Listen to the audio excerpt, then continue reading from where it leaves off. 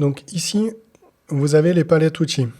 Donc je vous ai déjà un petit peu présenté, mais le premier onglet, qui est l'onglet France, qui vous permet directement ici d'ouvrir le support pour le Country Kit France, mais qui ouvre pas malheureusement à la bonne page, parce que ça c'est les anciennes versions. Ici, d'aller chercher des ressources en ligne sur Autodesk Civil 3D, donc la page officielle Autodesk. Ici, je vais faire de la pub pour le collègue, l'excellent blog Civil Made in France de Vincent Frodon, qui est ingénieur Autodesk France. Voilà. Donc je vous conseille de vous y connecter pour Civil 3D. C'est beaucoup mieux. Et pour InfraWorks aussi, parce qu'il y a beaucoup de fonctionnalités très intéressantes.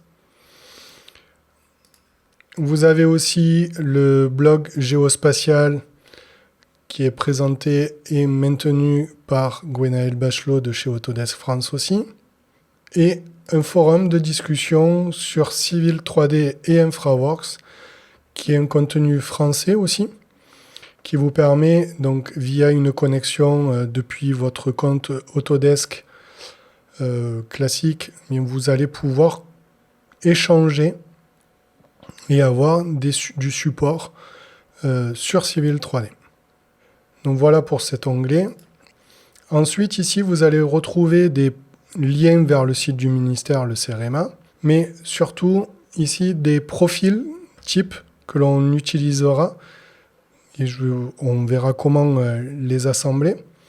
Donc pour les chaussées, pour les terre-pleins centrales et pour les entrées en terre. Pour les bordures aussi, des modèles qui ont été préparés pour la France. Ici, des éléments de type générique, mais en unité anglo-saxonne. Donc, à voir pour les entrées en terre, mais ça, pareil, on y reviendra. Quelques panneaux routiers et véhicules 3D, avec des blocs multivus, donc avec une vue 2D et une vue 3D. Et un volet paysager. Maintenant, si vous voulez avoir un peu plus d'informations, il faut détacher la ligne de commande, cette palette outils, pardon. Détacher cette palette outils, l'agrandir et en faisant un clic droit ici, vous avez accès à d'autres fonctionnalités, comme Civil Material, pour avoir des matériaux que vous pourrez affecter sur une surface 3D. Ici, Civil Multi-Block Vue, donc on va retrouver les différents blocs multivus qu'on a pu commencer déjà à voir. Et donc ici, via le clic droit directement ici dans cette barre-là, vous allez avoir la gestion de groupes de palettes qui sont déjà prédéfinis. Et sur C3D France, un groupe de palettes propre. Si vous allez dans personnaliser les palettes, vous allez retrouver tout le contenu de toutes vos palettes. Ce sont des fonctionnalités qui se rapprochent, qui sont propres à AutoCAD. Donc je vous renvoie sur la formation AutoCAD pour voir la personnalisation des palettes outils.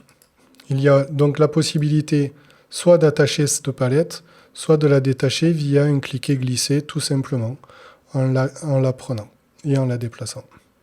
Ici, il y a quelques possibilités.